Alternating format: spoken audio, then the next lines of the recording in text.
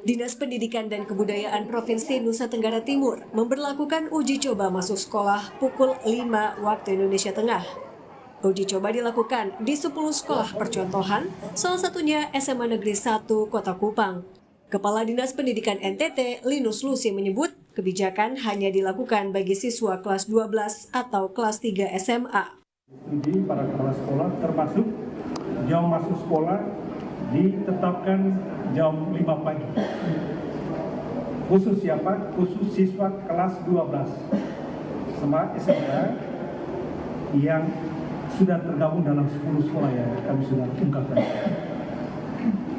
Hal dimaksud ada para pendidik dengan pembelajaran dan strategi tertentu bersifat kolaboratif yang melibatkan siapa?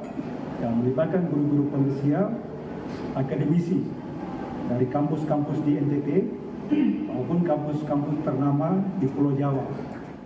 Aturan masuk pukul 5 pagi sebelumnya diusulkan oleh Gubernur NTT Victor Laiskodat. Kami kutip dari Kompas.com, Victor menyatakan alasan aturan masuk pukul 5 pagi adalah untuk membentuk etos kerja.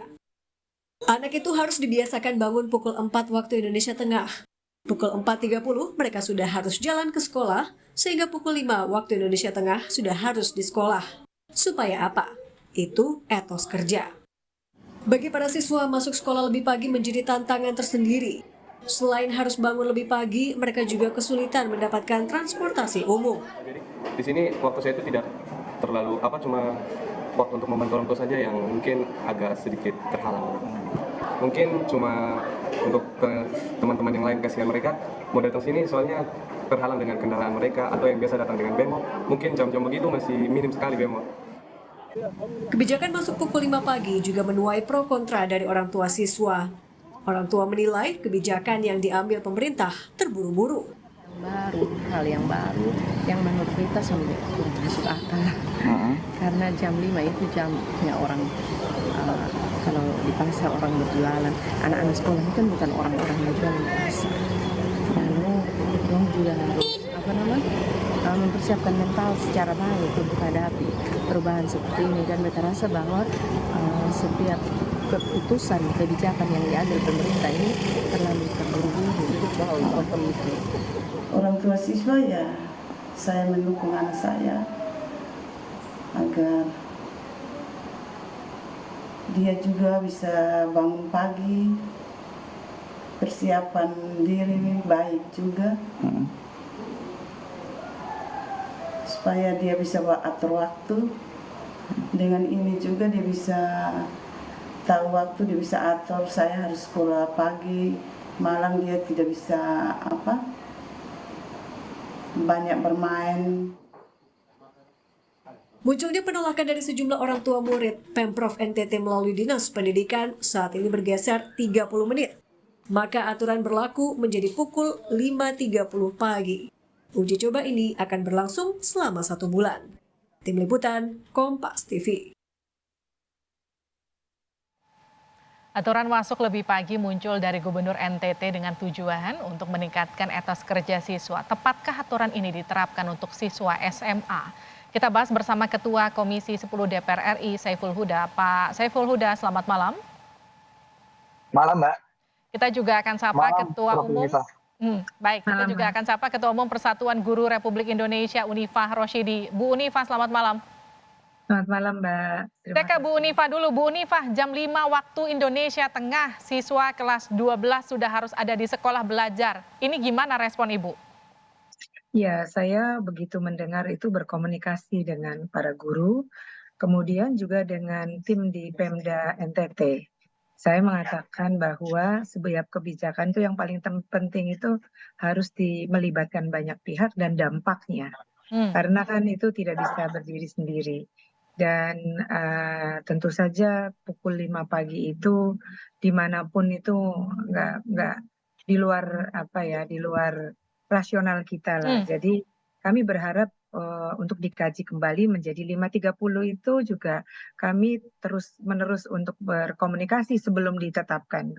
Oh iya nanti Bu ini akan diubah kami tetap menginginkan misalnya kembali jam 7 atau sedikit lebih pagi untuk membiasakan misalnya literasi gitu. Karena jam itu adalah guru juga sedang quality time dengan keluarganya. Mhm. Menyiapkan makan pagi, dan sama-sama anak-anak. Terus kemudian sistem angkutan, sistem segala macam seperti pendapat yang lain. Jadi menurut saya jam 5 pagi itu tergesa-gesa dan tidak dalam kajian yang mendalam, dan itu menurut saya harus dikembalikan ya. Kalau sedikit lebih pagi itu bisa lebih mengerti Oke. untuk ada sesuatu yang dipelajari bersama. Saya ke Pak Huda. Pak, gimana Komisi 10 ngelihat ini Pak? Ini aturan yang diuji coba untuk siswa kelas 12 jam 5 pagi. Kalau menurut tadi perwakilan dari PGRI, ini dianggap nggak masuk akal. Kira-kira kurang lebih Bu Unifah tadi bilang begitu. Pak Huda ngelihatnya gimana Pak? Ya, kira-kira hampir sama dengan Prof. Yunifah. Saya pada posisi tidak setuju. Karena ini di bidang pendidikan ya. Jadi kita perlu tahu persis keinginan Pak Gubernur untuk menegakkan, mengajari anak untuk disiplin dan seterusnya. Saya kira kan masih banyak cara untuk mendisiplinkan anak, mengajari anak untuk produktif gitu. Tapi menurut saya opsi untuk memajukan jam masuk sekolah, saya kira opsi yang tidak tepat di mata saya. Karena kalau kita lihat pendidikan di luar negeri, pagi hari itu waktu yang malah diberikan kepada siswa untuk memperbanyak interaksi dengan orang tua. Karena itu di luar negeri sekolah jam 8, jam 9 malah. Karena memang waktu interaktifnya diberikan kepada orang tua, bukan untuk proses pendidikan. Mungkin kalau di Indonesia, profil interaksinya lebih mendalam lagi. Jam-jam segitu anak-anak membantu orang tuanya. Gitu. Itu satu hal yang saya ingin, ini perlu jadi catatan Pemprov NTT. Yang kedua, saya berharap Pemprov untuk lebih concern pada isu-isu kesejahteraan guru, perbaikan sarana dan prasarana, gitu.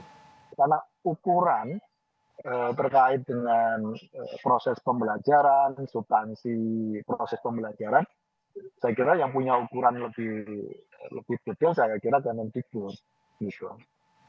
Dan bahkan saya membayangkan kalau konteks semangatnya adalah menambah jam, jangan didorong untuk terlebih dulu jam masuk jam 5, lebih baik ditambahkan jamnya di akhir. Gitu. Oke. Pak Huda, tadi kita sempat mencoba menghubungi Gubernur NTT, Pak Victor Laiskodat, sampai Kepala Dinas Pendidikannya pun, tapi masih belum ada yang menjawab. Lalu jika memang ini diterapkan, sekarang kan masih masa uji coba sekitar 1 bulan. Apa tindak lanjut dari Komisi 10, Pak Huda? Kita sudah minta kepada Kemendikbud untuk memitigasi apakah kebijakan ini sifatnya masih opsional atau sudah diputuskan wajib gitu. Tapi saya menyayangkan sikap dari Pak Gubernur yang menurut saya tidak tepat ketika orang tua yang keberatan diminta untuk anaknya sekolah di luar NTT gitu. Saya kira kan jadinya kan tidak tepat. Pemaksaan kebijakan ya Pak? Semacam itu. Ya. Terkesan dipaksakan, pemaksaan. Betul. Nah, padahal saya kira kita masih ada persoalan tingkat partisipasi akses terhadap pendidikan dan seterusnya. Tapi saya membayangkan, Mbak, hampir pasti ini akan bermasalah pada level orang tua dan siswanya. Tapi sekali lagi, termasuk gurunya. Termasuk gurunya, Bu Unifah ya?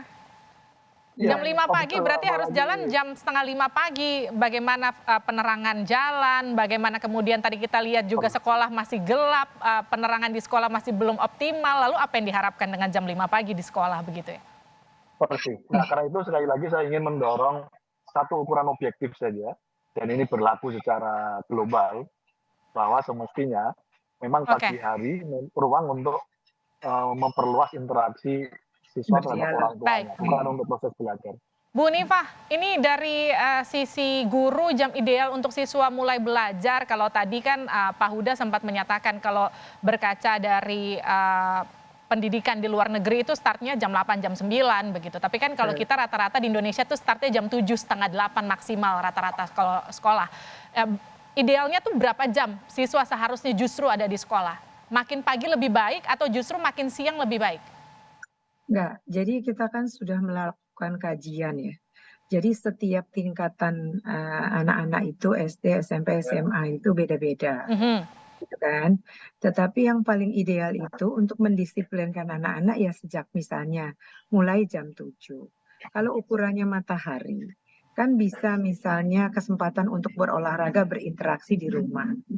Dan jadi menurut saya yang saat ini yang sudah ditetapkan jam 7 itu, atau kita berangkat sampai di situ setengah 7 untuk misalnya katakanlah mendorong untuk belajar untuk membaca, untuk persiapan hal-hal yang kaitannya dengan interaksi antara siswa dengan guru, atau memancing keingintahuan siswa, itu saya kira cukup 30 menit.